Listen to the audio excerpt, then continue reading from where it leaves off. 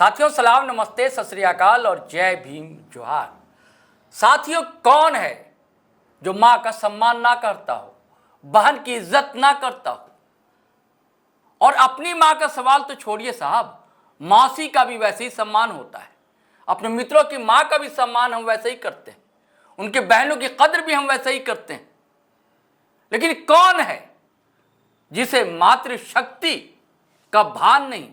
कौन है जो माँ का सम्मान करना नहीं चाहता? ऐसी बातें मैं क्यों कह रहा हूं दोस्तों? क्योंकि हमारी माँ और बहनें झारखंड की भटक रही है न्याय के लिए, इंसाफ के लिए। वो जाए तो जाए कहां? उन्हें सम्मान मिल रहा है चंद कौड़ी पैसे, और क्या। वो सम्मान भी जो है मैया सम्मान समय पर नहीं मिलता, महीने, 2 महीने, 3 महीने। अभी भी जो मैया सम्मान की योजना लोगों को नहीं मिल सकी। लेकिन मैं बड़े सम्मान की बात कर रहा हूं। किसी भी समाज की बात हो, महिलाएं सबसे ज्यादा दमित हैं, पीड़ित हैं। किसी भी वर्ग की बात हो, किसी भी जात की बात हो, किसी भी समुदाय की बात हो, लेकिन जब गार्जियन कोई एक होता है, वो मुख्यमंत्री होता है, प्रधानमंत्री होता है। देश का अभिभावक प्रधानमंत्री है, तो राज्य का, सूबे का अभिभावक गार्जियन होता है, वो मुख्यमंत्री होता है। और उसके सामने सब बहनें, माएँ एक समान होती हैं, उनकी वैसे ही कद्र करनी चाहिए। लेकिन झारखंड में अभी ताजा रिपोर्ट है, प्रभात खबर में आई है दोस्तों, कि 52,000 मामले पेंडिंग है महिला आयोग में। दर दर ठोकरें खा रही है महिलाएं इंसाफ के लिए, लेकिन उन्हें इंसाफ नहीं मिल रहा है। क्यों नहीं मिल रहा है? क्योंकि महिला आयोग पर का बोर्ड तो टंगा है महिला आयोग का, लेकिन अंदर कौन है?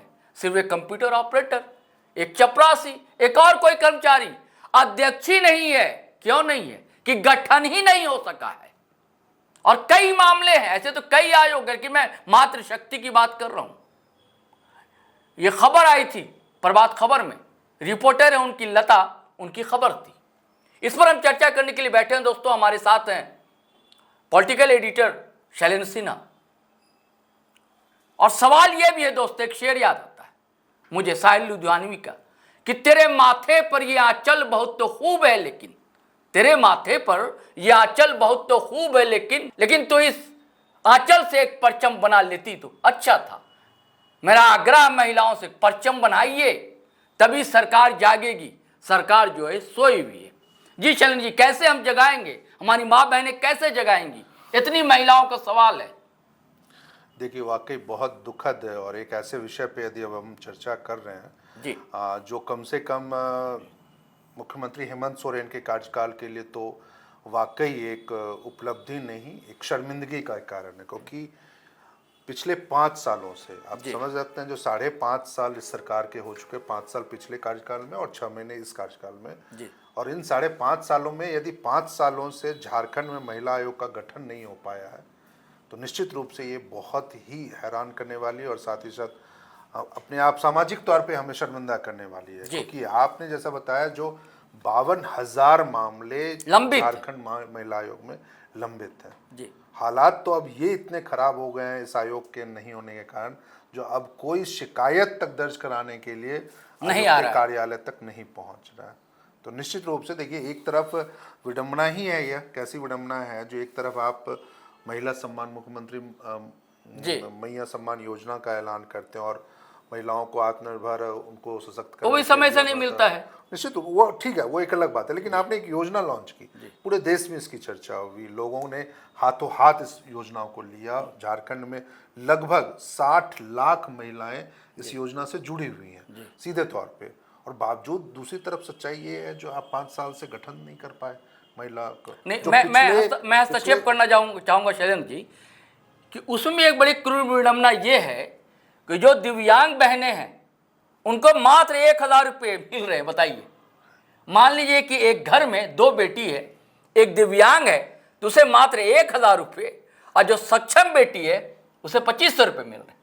देखिए, वो सरकार की नीति है या सरकार की ये योजना है, वो अलग एक चर्चा का विषय हो सकता है। लेकिन जो नहीं, ये भी कैसा सम्मान? मैं महिलाओं के सम्मान की बात कर रहा हूँ। लेकिन यहाँ जब हम आप ये बात कह सकते हैं, जो महिलाएं न्याय के लिए किस दरवाजे पे जाए, महिला आयोग का गठन ही इन सब चीजों के लिए हुआ था। यहाँ यदि उनकी थाना में कोई सुनवाई ना हो, पुलिस में, या मान लीजिए कोर्ट में उसकी सुनवाई ना हो या फिर कहीं पे भी सुनवाई ना हो, यदि वो अपने मामले को सामने लाने में हिचक रही हैं, तो वैसी स्थिति में आप महिला आयोग के दरवाजे पे आ सकते थे, वहाँ पे अपने मामले को सूचीबद्ध करवा सकते थे। और आयोग लगातार हर जिलों में जा करके, क्योंकि जो प्रावधान है आयोग का उसमें अध्यक्ष होगा, 3 सदस्य होंगे, तो निश्चित रूप से तीनों सदस्यों की ये जिम्मेदारी होती थी, जो उनके जिम्मे 8-8 जिलों का मामला आता था, और वो उन जिलों में जा करके अधिकारियों से मिल करके बातचीत करके उन तमाम मामलों का समाधान करती थी। वो एक सकते हैं जो मीडिएशन का काम करती थी, जिसके आधार पर लोगों को न्याय मिलता था, महिलाओं को न्याय मिलता था। लेकिन अब स्थिति ऐसी है जो 52,000 मामले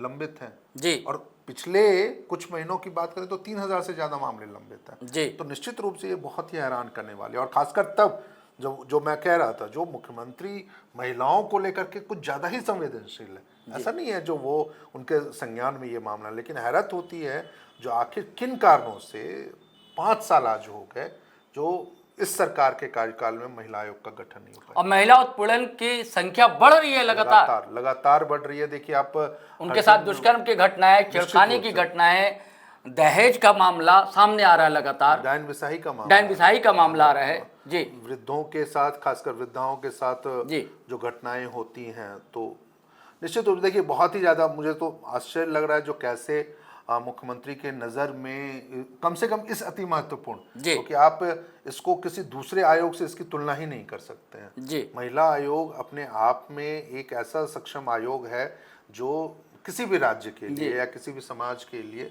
निश्चित रूप से एक वो मील का पत्थर साबित हो सकता है। कई मामले ट्रैफिकिंग के मामले बढ़ रहे हैं, ट्रैफिकिंग के मामले आ सकते हैं। लगातार देखिए पुलिस अपने स्तर पे कार्रवाई कर रही है, या फिर जो उसके एनजीओज हैं, जो इससे सरकार से जुड़े हुए संस्थाएं, वो अपने आधार पर इस मामले में कार्रवाई कर रही है। लेकिन महिला आयोग का गठन नहीं हो पाना ये बहुत हैरानी है। और खासकर तब जब आपने पिछले चुनाव में महिलाओं के भरोसे चुनाव जीता, विधानसभा चुनाव में यदि हेमंत सोरेन की सत्ता में वापसी संभव हो पाई, वो सिर्फ इसलिए हो गई क्योंकि उनके पक्ष में एक मतलब कह सकते हैं ना, जो एक साथ आप महिलाएं पूरी खड़ी थी। कल्पना सोरेन जैसी नेत्री का उदय इस दौरान होता है, और वो महिलाओं को यदि एकजुट करती है, सरकार के पक्ष में लाने की कोशिश करती है। कई महिला नेत्रियां जेएमएम में है, कांग्रेस में है, तो सरकार को ये करना चाहिए। देखिए, और वो पिछली भी जो अध्यक्ष रही थी कल्याणी शरण, वो उनके टाइम में जो पूर्व मुख्यमंत्री रह चुके हैं रघुवर दास, उनके नेतृत्व सरकार वाले में